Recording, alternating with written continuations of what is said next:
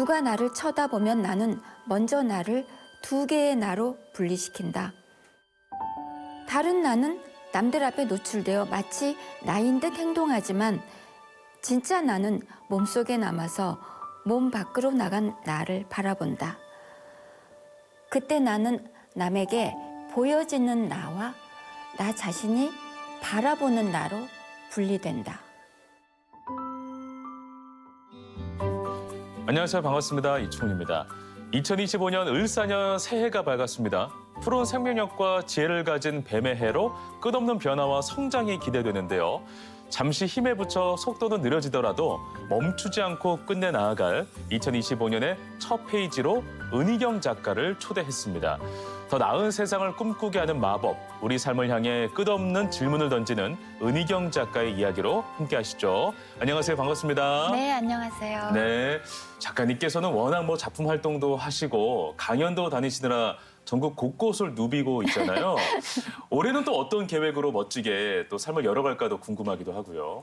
네, 올해도 작년하고 비슷한 어떤 일상이에요. 그래서 늘 쓰고 읽고 또 이제 독자들 만나고 그런 건데 올해는 특히나 조금 계속 닥쳐오는 일상을 그냥 성실하게 해결해 나가자 이런 거 말고 좀 멀리 내다보고 인생을 조금 5년 후, 10년 후 그런 내 인생하고 조금 설계를 맞춰보면서 시작해보고 싶어요. 작가님 원래 한 5년, 10년 내다보면서 살아오신 거 아닌가요? 네.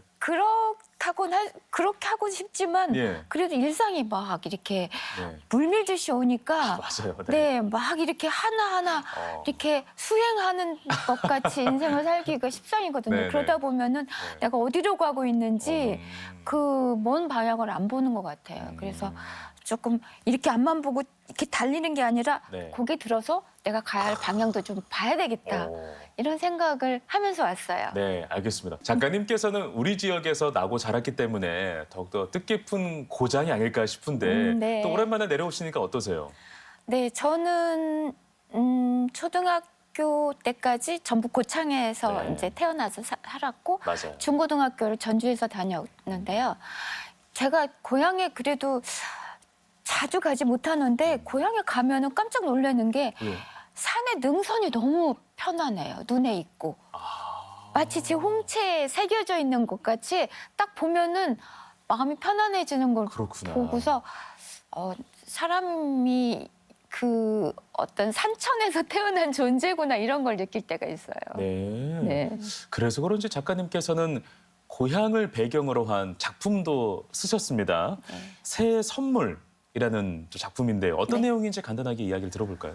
1969년 한 해를 배경으로 하고 시간적 배경으로 하고 이제 전라도의 소읍이 이제 무대고요.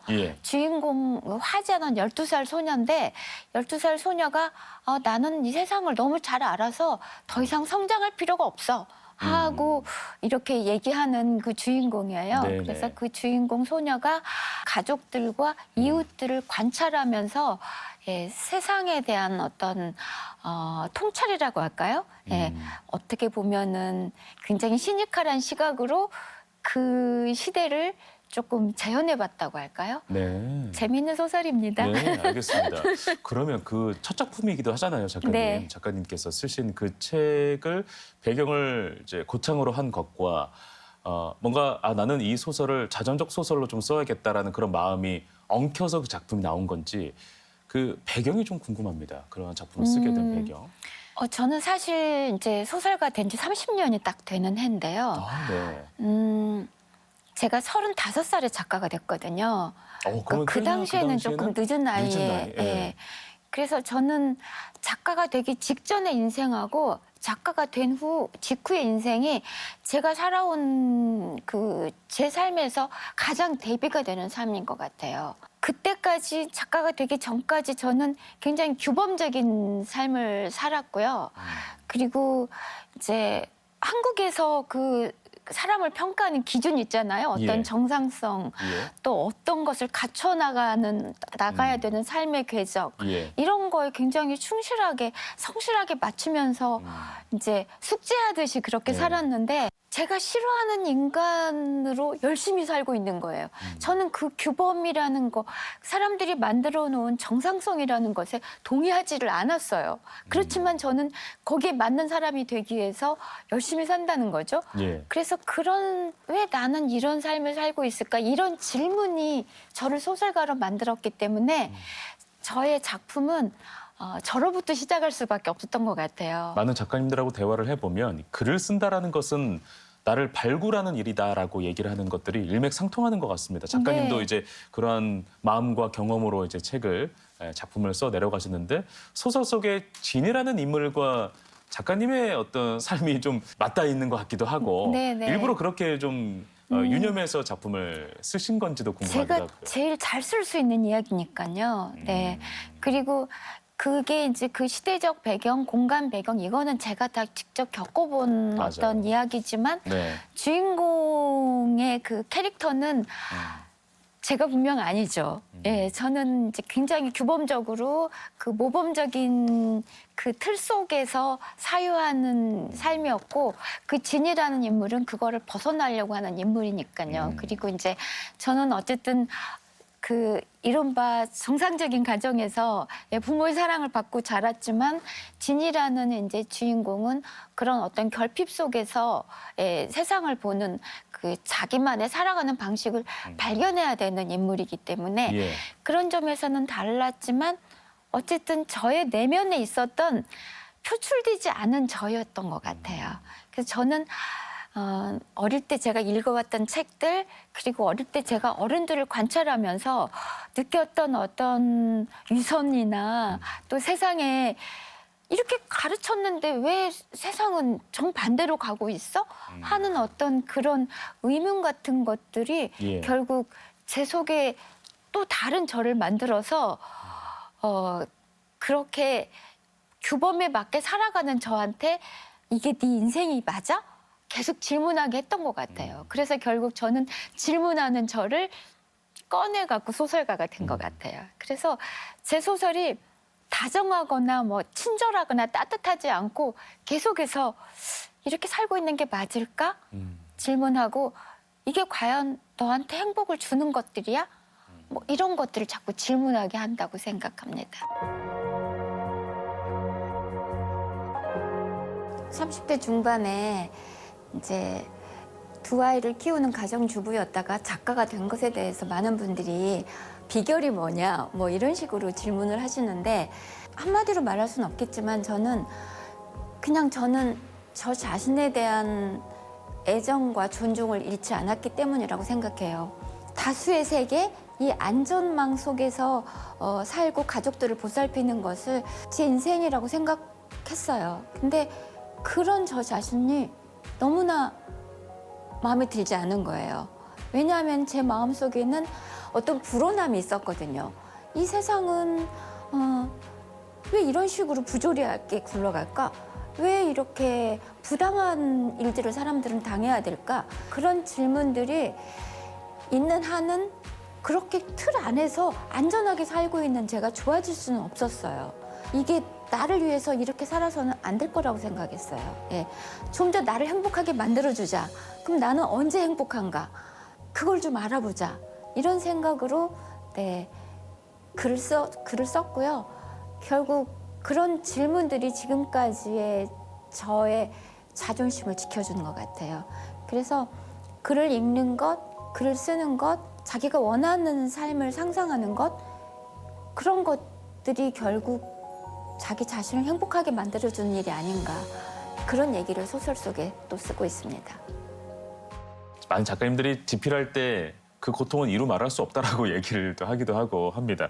작가님은 어떠셨는지 궁금해요. 무주 안국사에서 이렇게 집필을 하셨죠? 네, 이 새해 선물이라는 책이 예. 이제 장편 소설이 절에서 예. 제가 한 달 동안 이제 있으면서 쓴 건데 제가 소설을 쓴다고 했을 때 이제 두 아이 엄마였고 예. 네, 이제 가정주부였고 예. 그런데 저희 이제 부모님이 네. 아유 왜 이제 와서 뭐 이제 이렇게 와서, 안 하시고 꿈을 이루어야지 뭐 이런 오. 저희 어머니께서 그래서 그 당시에 이 전주에 그 불교대학에 다니시다가 네. 그 인맥을 이용해가지고 저를 그렇게 소개해 주셨어요. 네. 네, 그래서 제가 절에서 이제 이 소설을 썼는데 사실 뭐 창작의 고통이라고 흔히 말해지는 그것들은 뭐 이렇게 생활이 불편해서 고통스러운 게 아니라 저는 거기서 아주 편안하게 지냈거든요. 네. 뭐 이렇게 정말 사람도 모든 게 이제 단절된 채로 뭐 실제 생활은 불편했을지 모르지만 그냥 생각에 집중할 수 있다는 것 자체가 너무 이렇게 나 자신으로 꽉 차 있는 나이인 거예요. 네네. 그래서 거기에서 이제 글을 썼기 때문에 그것 자체는 고통스럽지 않은데 네. 고통스럽다는 것은 대개가 자기 생각처럼 안 될 때 고통스럽다는 그렇지. 거겠죠. 뭔가 네. 팍팍 나와야 되는데 네, 잘 안 네. 되고 마음에 안 들고. 네. 그리고 점점 갈수록 작가들이 눈이 높아지는데 손은 안 따라주니까 네. 그래서 점점 갈수록 고통스럽다고 하는 것 그렇구나. 같아요. 네, 알겠습니다.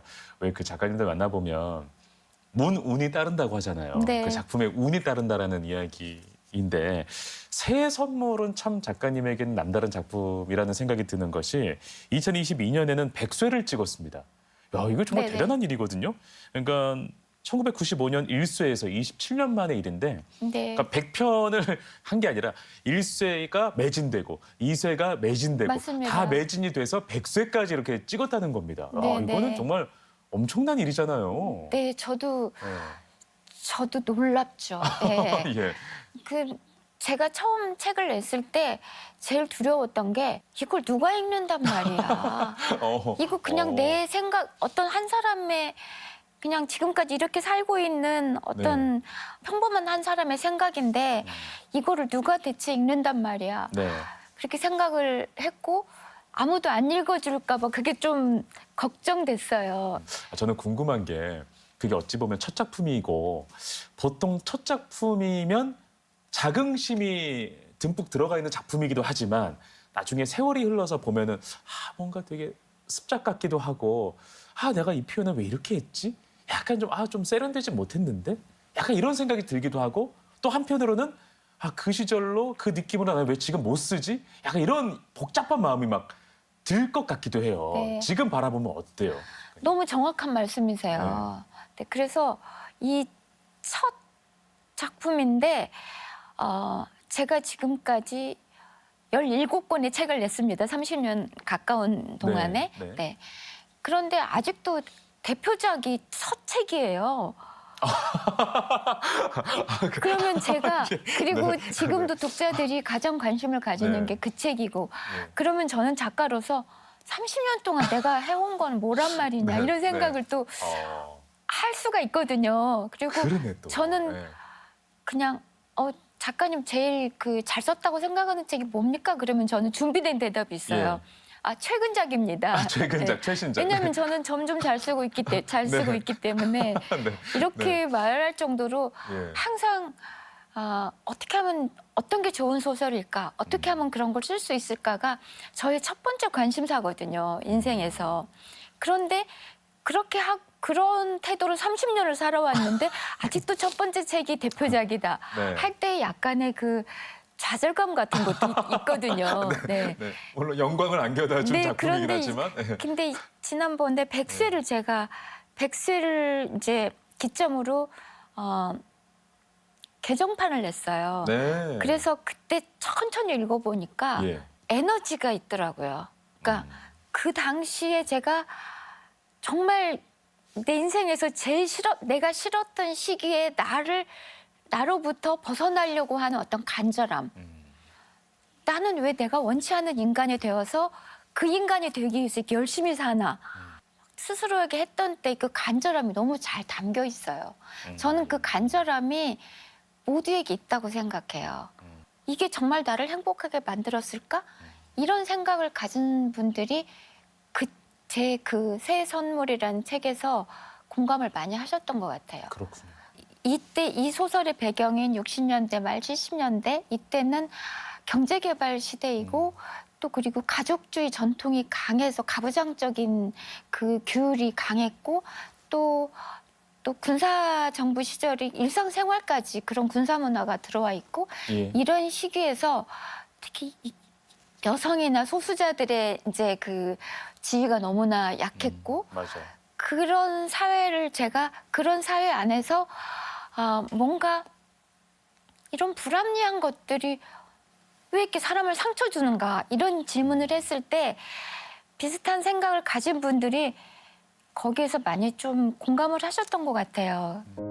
제가 소설 속에서 쓰고자 하는 것 중에 또 하나가 결국은 타인을 존중하자는 것, 타인을 있는 그대로의 타인의 삶을 존중하자는 것도 하나일 것 같아요. 저는 많은 문학 작품들이 그런 걸 말하는 것 같아요. 이런 삶도 있다. 우리는 하나의 삶밖에 살 수 없잖아요. 하지만 문학 작품을 읽으면서 이 사람은 이런 삶을 살고 있고 이런 생각을 하고 있구나. 다른 타인의 삶을 상상할 수 있게 되고 그런 것들이 결국 우리가 현실을 살아가면서 함께 살 수밖에 없는 타인들에 대한 어떤 그 이해심을 높여준다고 생각하거든요. 그래서 우리의 생각을 유연하게 만들어주고요. 그런 의미에서 저는 소설 속에서 나와 다르게 살아가는 사람들의 이야기를 조금 더 독자들이 많이 접했으면 좋겠어요. 그것들이 우리가 타인을 있는 그대로 존중하고 타인의 방식을 그 삶을 그대로 둔 채로 함께 연대해가는 그런 어떤 현대의 어떤 모랄이 아닌가 저는 그렇게 생각합니다. 그런데 내 규범 안에서 생각하고 타인을 자꾸 이 틀에 맞출 때 타인에게 폭력을 가하는 거라고 생각하고 그것은 사랑하는 사람일수록 가족이나 사랑하는 사람같이 가까운 사람일수록 더 내 방식대로 행복해지게 만들려고 내 방식대로 사랑해 주려고 하는데 그런 것들이 결국 상대에 대한 폭력성 유발하는 것 같아요, 저는.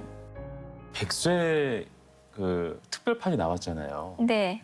근데 제가 듣기로는 몇 가지 수정을 좀 봤다고 들었거든요.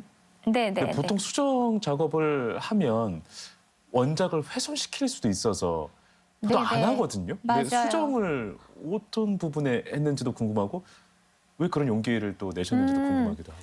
지금 현재의 시각으로 예전에 만들었던 걸 전부 고치면 네. 또 미래에는 또 고치고 싶겠죠. 네. 그런 생각이 좀 있어서 고치는 거에 대해서 좀 신중했는데 반드시 고쳐야만 될 것들이 있었어요. 그래요? 틀린 건 고쳐야죠. 틀린 네. 게 있었어요? 네. 가령 이제 그 당시에는 뭐 안전뱅이 책상이랄지 벙어리 장갑이랄지 또 무슨 곰보 아줌마랄지 이런 거를 아무렇지 않게 썼어요. 맞아, 그 시대 때는. 네네. 90년대 중반까지만 해도 그러나 그건 틀린 말이죠. 부끄러웠고 이때는 정말 이런 말을 아무렇지도 않게 썼구나. 몰랐으니까 다 네, 그렇게 썼으니까. 썼구나 해서 네. 부끄러웠고 한편으로는 기쁘기도 했어요. 우리가 사회가 조금 나아져서 이제 이런 말을 쓰면은 멸칭이라고 생각하고 이렇게 조심하는 타인을 존중하는 분위기가 됐구나 이런 생각도 또 해서 다행이라는 생각도 들었어요. 근데 물론 여전히 뭐 지금도 조금씩 바뀌어가는 어떤 언어들 뭐 유모차를 유아차라고 바꾼달지 뭐 완경이라는 표현이랄지 이런 것들에 대해서 언어 자체가 가지고 있는 가치관과 또 힘이 있기 때문에 그런 거에 대해서 이렇게 우리가 좀 언어의 힘 같은 거 그런 것도 좀 생각해 볼 기회가 됐던 것 같아요. 알겠습니다. 작가님, 그러면 많은 사람들이 오늘 이제 또 신년 방송을 보면서 나도 뭔가 좀 한번 해보고 싶은데라는 생각이 들어서 열심히 결심한 사람들이 있단 말이에요. 네. 근데 보통 우리가 헬스장도 끊어놓고 잘 안 가잖아요. 처음에만 가고. 작가님도 어떤 글을 내가 한번 써봐야겠다 하면은 딱 좋은 곳에 아니면 안국사 같은 곳에 딱 가서 노트북하고 조용하고 고즈넉한 곳에 쓰는 건지 아니면 요즘에는 좀 다른지 평소에 어떻게 집필을 하시는지 이런 것도 궁금해요. 네. 예전에는 무조건 집을 떠나야 됐었어요. 네네. 네. 왜냐하면 속세하고 멀어져야 돼요. 집이라는 게 저의 또 하나의 일터잖아요. 네. 저는 이제 가정을 또 꾸려가야 되니까. 네. 그런데 집에 있으면 굉장히 보수적이 돼요. 보수적이라는 것은 지금 있는 걸 지키는 거. 그래서 뭐 우리 가족이 다 이랬으면 좋겠고 이랬으면 좋겠고 그렇게 하는데 작가한테 제일 경계해야 될 것은 네. 바로 그런 거거든요. 작가는 지금 있는 보여지는 것을 지키려는 게 아니라 왜 이렇게 됐나를 보고 그리고 그 이면에 뭐가 있나를 보고 앞으로 이것은 앞으로 어떻게 될 것인가를 생각해 보는 거거든요. 그래서 그 어떤 익숙함에 머문다는 것이 작가한테는 굉장히 해로워요. 해로운 예. 환경이에요. 그래서 어쨌든 작가가 되기 위해서 집을 벗어나야 된다. 그러니까 당연히 고생길이죠.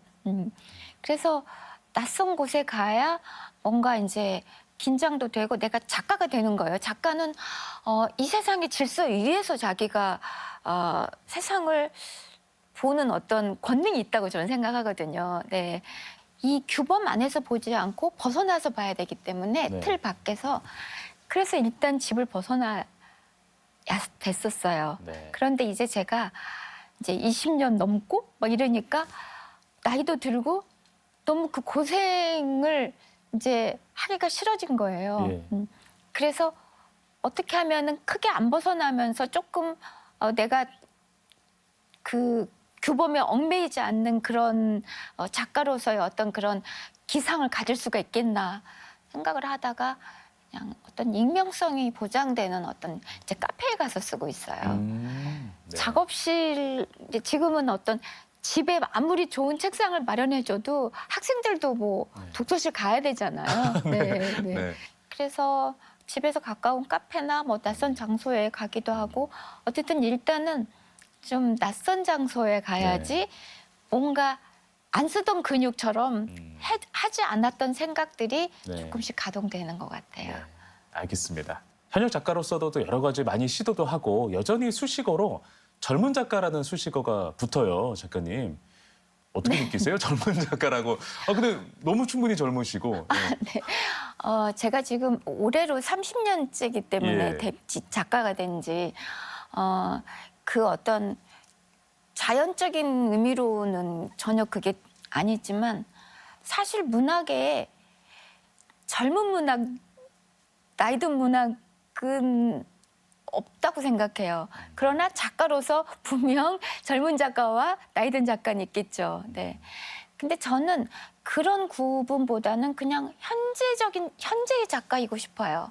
지금의 작가이고 싶어요. 네. 난 지금 현재를 살고 있고 현재 살고 있는 이 사회에 이 사람들의 관심이 많고 거기서 관찰해서 내가 포착한 것들을 이야기로 쓰는 예. 그런 현재의 작가다. 그렇게 저를 생각하고 있어요. 알겠습니다. 작가님 그 이야기를 보면 여성에 대한 이야기가 꽤나 많습니다. 그 이중주부터 또 빛의 과거 이러한 그 여성의 인권, 여성의 이야기를 또 주로 쓰는 이유도 분명히 있을 텐데요. 우리 문학에 여성이 주인공인 소설은 아주 많아요. 맞아요. 그런데 뭔가 타자화된 여성인 경우가 많았던 것 같아요. 그래서 저는 당사자의 목소리를 내고 싶어요. 대한민국에서 지금 살고 있는 당사자 여성의 목소리 그런 것을 소설로 쓰고 싶고 그 단순히 여성에 대한 이야기일 뿐만 아니라 네. 거기서 품고 있는 여러 가지 편견과 또 선입견과 관습의 관용적인 틀 속에서 우리가 갖게 되는 어떤 차별의식 같은 거 그런 모든 얘기가 제가 말하는 여성 이야기에 들어있다고 생각해요. 그래서 누군가를 편들기 위해서 그런 주인공을 내세우는 게 아니라 옳다고 생각하는 이야기를 하기 위해서 주로 그런 얘기를 여성 당사자의 목소리를 내고 싶어요. 수용자, 독자들의 입장에서도 우리는 너무 오랫동안 남성들에 의해서 쓰여지고 편집된 이야기만을 읽어왔잖아요. 여성 당사자들의 목소리를 들을 때도 됐다고 생각해요. 이게 단순히 남녀를 가르는 게 아니라 다양성의 시대에 살면서 우리가 다른 방식으로 생각할 수 있게 만드는 이야기들에 조금 더 주목할 필요가 있다고 생각하고요.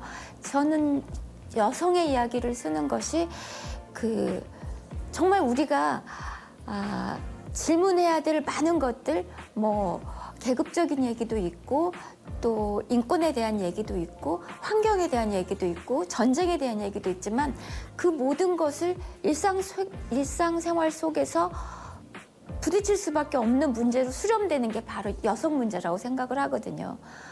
우리가 남녀가 서로 안 보고 살 수는 없잖아요. 네. 그렇기 때문에 그런 밀착된 이야기를 조금 새로운 관점에서 바라볼 수 있도록 그런 여성에 대한 대상화되거나 타자화된 게 아니라 당사자들의 목소리가 될 수 있는 이야기를 조금 많이 써보고 싶습니다. 혹자는 이런 평도 하더라고요. 그러니까 작가님 작품을 읽으면 참 명쾌하고 좋긴 한데 뭔가 세상이 바꿔야 할 것들이 산적한 건 맞죠. 근데 그것을 뭔가 좀 굉장히 날카롭게 꼬집어서 때로는 비관적이게 보일 때도 있고 약간 그런 감정이 드는 분들도 있나 봐요. 그렇게 생각할 수 있는데 제가 처음에 90년대 작가가 됐을 때 저에 대한 이제 평이 냉소와 독설의 작가다. 이렇게 평을 많이 했어요. 네, 근데 냉소. 저는 네. 그때는 그 평을 좋아했어요. 왜냐하면 그때 제가 생각할 때 그렇게 다정하고 화해하고 따스한 어떤 그런 문학을 하고 싶지 않았어요. 저는 그런 것들이 사람들을 어설프게 위로하고 자꾸 오답에 적응하도록 만든다고 생각했어요. 그래서 당연해 보이고 익숙해 보이는 그런 것들이 어떤 문제를 갖고 있는지 조금 더 이면을 보자. 이런 얘기를 했기 때문에 많은 사람들이 지금 괜찮은데 왜 자꾸만 이거 문제를 일으켜? 너무 냉소적인 거 아니야? 이렇게 말을 했죠. 네. 그렇지만은 저의 독설과 냉소가 향한 곳은 뭐 사회를 바꿔보자. 그런 게 아니라 희망이 있다. 이런 것을 향한 게 아니라 지금 이대로가 좋아. 하는 사람들에게 보내는 독설과 냉소였어요. 네. 그렇기 때문에 최근에 제 소설을 뭐 읽어보면은 그냥 이렇게 안전하게 사는데 만족했던 그런 기성세대의 반성과 또 그리고 저를 자꾸만 비관주의로 보는 그런 사람들에 대해서 제가 그런 것이 제 나름의 어떤 휴머니즘이다.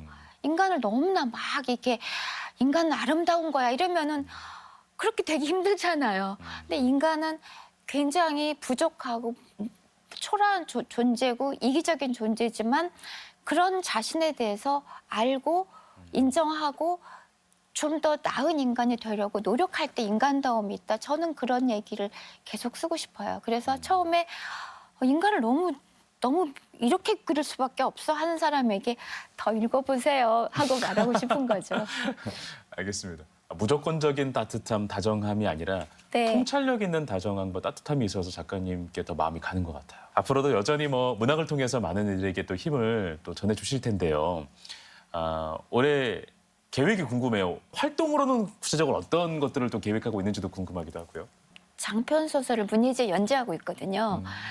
그래서 그 소설을 무사히 마치고 내년쯤에는 새로운 장편 소설을 내고 싶어요. 네. 그래서 지금 저희 첫 책이었던 새해 선물의 그 주인공 또래가 드디어 65세가 돼서 그 두 여성 자매가 이제 자기 인생을 돌아보는 이야기를 썼거든요. 네, 그래서 그거를 이제 잘 쓰고 싶고요. 제가 하고 싶은 읽고 쓰기에 몰두할 수 있도록 좀 사회가 좀 제 자리를 잡았으면 좋겠어요. 네. 맞습니다. 모두가 바라는 마음이지 않을까. 새해 소망은 그래서 정말 제대로 된 민주주의와 제대로 된 그 휴머니즘이 작동되는 그런 사회 안에서 타인을 존중하면서 다들 조금 자기 자신으로서 존중받으며 살았으면 좋겠어요. 네, 알겠습니다. 오늘 작가님하고 대화 나누면서 참 중요한 걸 놓치고 있었구나라는 생각이 들었습니다. 질문하는 거. 그러니까 네네. 사회에 대한 질문도 정말 중요하고 나 자신에게 향하는 질문도 상당히 중요하고 그 질문을 통해서 앞으로 나아가는 힘을 우리 보고 계신 시청자분들도 저도 그 힘을 쌓아나갔으면 참 좋겠다. 그런 한 해로 만들어갔으면 좋겠다라는 생각을 해봤습니다. 네, 좋습니다. 저희에게 그런 힘을 전해줘서 정말 고마웠습니다. 오늘 이야기는 여기서 마무리하겠습니다. 고맙습니다. 네, 감사합니다.